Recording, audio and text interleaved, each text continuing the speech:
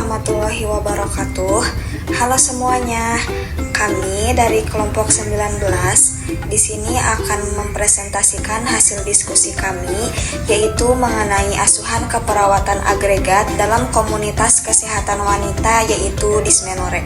Di sini ada anggota kelompok. Yang pertama ada Nabila Irwani Putri dan juga ada Nisa Nurul Syahadah. Oke, langsung saja kita ke pembahasan. Yang pertama ada skenario kasus. Baik, di sini ada skenario kasus di RT 6 RW 25 Kelurahan Ciberem, Kecamatan Cimahi Selatan.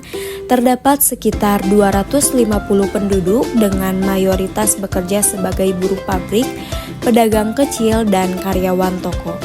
Dari total penduduk tersebut, sekitar 120 orang adalah perempuan dan 60 orang diantaranya merupakan remaja putri usia 12-25 tahun.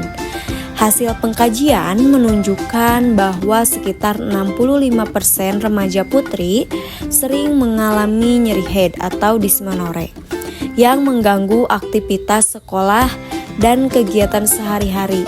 Pola makan yang tidak sehat seperti sering mengonsumsi makanan cepat saji dan minuman manis serta kurangnya aktivitas olahraga dan fisik menjadi faktor yang memperburuk keluhan nyeri head. Selain itu, pengetahuan remaja tentang kesehatan reproduksi masih sangat rendah. Sebagian besar remaja hanya mengandalkan obat pereda nyeri tanpa konsultasi dengan tenaga kesehatan. Akses terhadap edukasi kesehatan juga terbatas karena posyandu remaja belum aktif secara rutin dan kegiatan penyuluhan tentang kesehatan menstruasi jarang dilakukan. Akses pelayanan kesehatan tergolong cukup baik karena terdapat puskesmas pembantu dalam jarak sekitar 1,5 meter. Namun, belum ada program khusus yang fokus pada kesehatan reproduksi remaja. Hal ini menyebabkan sebagian besar remaja menyepelekan keluhan nyeri head dan tidak melakukan pemeriksaan medis lebih lanjut. Baik, di sini ada pengkajian inti komunitas mulai dari riwayat wilayah, yaitu di RT 6 RW 25 merupakan daerah padat di Kelurahan Ciberem, Kecamatan Cimahi Selatan. Mayoritas penduduk bekerja di sektor industri, perdagangan kecil, dan jasa. Aktivitas kesehatan masyarakat sebagian besar dilakukan melalui posyandu umum dan kegiatan puskesmas pembantu. Belum ada kegiatan khusus yang ditunjukkan bagi kelompok remaja, terutama terkait kesehatan reproduksi.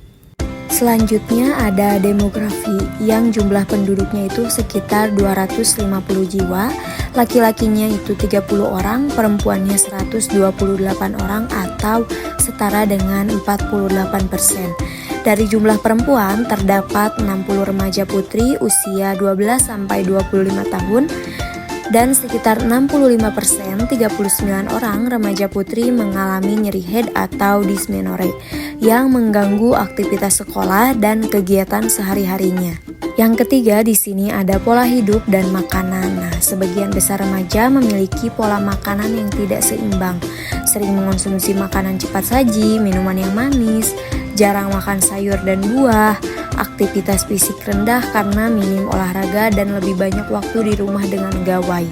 Pola istirahatnya juga tidak teratur akibat kebiasaan tidur larut malam.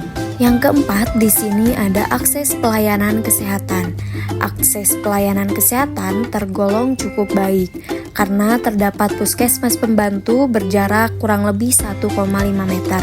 Namun, edukasi kesehatan reproduksi itu masih sangat minim. Jadi posyandu remaja putrinya itu belum aktif dan belum ada program khusus untuk remaja putri. Dan sebagian besar remaja hanya mengandalkan obat pereda nyeri tanpa konsultasi dengan tenaga kesehatan. Yang kelima di sini ada statistik vital. Jumlah penduduknya itu 250 jiwa, jumlah perempuannya 120 orang atau setara dengan 48%. Remaja putri usia 12-25 tahun 60 orang, remaja yang mengalami nyeri head dysmenorrhea ada di 39 orang, setara dengan 65%. Dan jarak ke fasilitas kesehatan puskesmas pembantu yaitu kurang lebih 1,5 km. Yang keenam itu ada nilai dan kepercayaan. Mayoritas penduduk beragama Islam, terdapat kegiatan keagamaan rutin di masjid, namun belum ada pendekatan edukatif terkait kesehatan reproduksi dalam kegiatan keagamaan tersebut. Baik, selanjutnya kita masuk ke pengkajian 8 subsistem. Yang pertama itu ada lingkungan. Lingkungan padat penduduk dengan rumah permanen yang berdekatan. Kondisi lingkungan tergolong cukup, air dan tempat pembuangan sampah yang rutin diangkut. Udaranya juga relatif bersih karena jauh dari kawasan industri besar. Dan tingkat kebisingan sedang disebabkan banyak warga yang bekerja di pabrik dan lalu lintas cukup ramai. Sumber air juga bersih, berasal dari PDAM dan sumur gali yang digunakan untuk kebutuhan sehari-hari. Yang kedua, kita masuk ke pendidikan. Di wilayah tersedia sekolah dasar hingga SMA. Edukasi mengenai kesehatan reproduksi belum menjadi bagian dari kegiatan sekolah maupun posyandu. Yang ketiga yaitu ada keamanan dan transportasi. Lingkungan tergolong aman dengan adanya sistem ronda malam dan akses transportasi juga mudah tersedia karena kendaraan umum yang memadai. Yang keempat ada politik dan pemerintahan. RT dan RW aktif dalam kegiatan sosial di masyarakat, namun belum ada perhatian khusus terhadap masalah kesehatan remaja, terutama terkait reproduksi. Yang kelima, di sini ada pelayanan sosial dan kesehatan. Terdapat puskesmas pembantu berjarak kurang lebih 1,5 km sebagai sumber pelayanan kesehatan utama. Posyandu remaja belum aktif secara rutin dan belum ada penyuluhan mengenai kesehatan reproduksi. Dan sebagian remaja masih mengandalkan obat pereda nyeri tanpa konsultasi medis karena menganggap nyeri head sebagai hal yang biasa. Yang keenam, di sini ada komunikasi sarana. Komunikasi yang umum digunakan yaitu televisi dan handphone. Informasi kesehatan masih dominan diperoleh dari mulut ke mulut atau berdasarkan pengalaman pribadi. Yang ketujuh ada ekonomi. Nah, sebagian besar masyarakatnya itu bekerja sebagai buruh pabrik, pedagang kecil, dan karyawan toko. Jadi tingkat penghasilan masyarakatnya itu menengah ke bawah.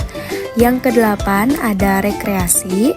Aktivitas rekreasi remaja masih terbatas.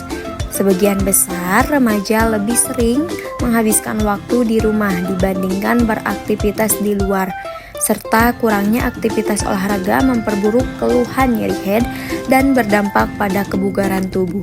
Oke, di sini ada analisa data. Yang pertama ada analisa data menurut studi dokumen. Sekitar 65% remaja putri, yaitu 39 orang, mengalami dismenore yang mengganggu aktivitas sekolah dan keseharian.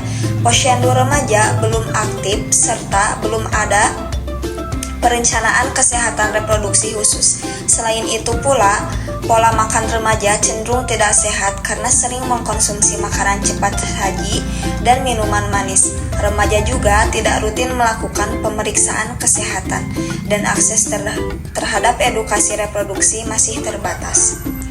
Kemudian di sini ada analisa data menurut hasil wawancara. Remaja sering mengeluh mengalami nyeri haid berat yang mengganggu aktivitas sekolah. Sebagian besar juga hanya mengkonsumsi obat pereda nyeri tanpa berkonsultasi dengan tenaga kesehatan, serta tidak pernah melakukan aktivitas olahraga. Di sini juga ada analisa data menurut hasil observasi. Tidak terdapat kegiatan posyandu remaja dan aktivitas olahraga remaja sangat minim.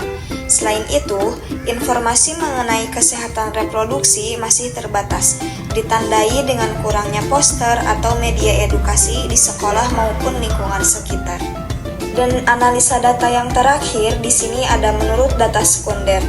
Puskesmas mencatat belum ada kegiatan khusus untuk kesehatan reproduksi remaja wanita di wilayah ini, dan data partisipasi remaja juga dalam kegiatan kesehatan itu sangat rendah. Nah, dari beberapa data di atas dapat disimpulkan bahwa diagnosa yang dapat kita ambil yaitu pemeliharaan kesehatan tidak efektif berhubungan dengan kurangnya edukasi kesehatan reproduksi dan perilaku hidup sehat, ditandai dengan remaja tidak mampu mengenali dan mengelola nyeri haid atau dysmenorrhea serta minimnya aktivitas promotif di masyarakat.